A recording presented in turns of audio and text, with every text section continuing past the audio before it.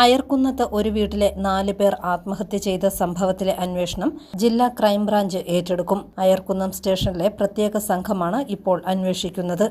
വിഷം ഉള്ളിൽ ചെന്നതിനെ തുടർന്ന് വിവിധ ദിവസങ്ങളിലായാണ് മറ്റപ്പള്ളി ചിറപ്പുറത്ത് തോമസ് എബ്രഹാം, ഭാര്യ ജോത്സ്ന, മകൾ മരിയ തെരേസ തോമസ്, മകൻ അലൻ തോമസ് എന്നിവർ മരിച്ചത്.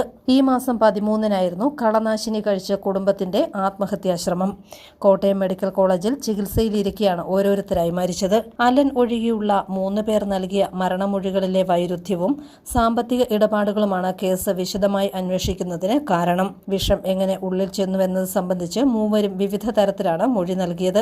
അലന്റെ മൊഴിയെടുക്കാൻ പോലീസ് ശ്രമിച്ചെങ്കിലും അനാരോഗ്യം ചൂണ്ടിക്കാട്ടി ഡോക്ടർമാർ അനുവദിച്ചിരുന്നില്ല. ജോത്സ്ന ജോലി ചെയ്തിരുന്ന സ്ഥാപനവുമായി ബന്ധപ്പെട്ട സാമ്പത്തിക തർക്കങ്ങളാണ് ആത്മഹത്യയ്ക്ക് കാരണമായി പറയപ്പെടുന്നത്.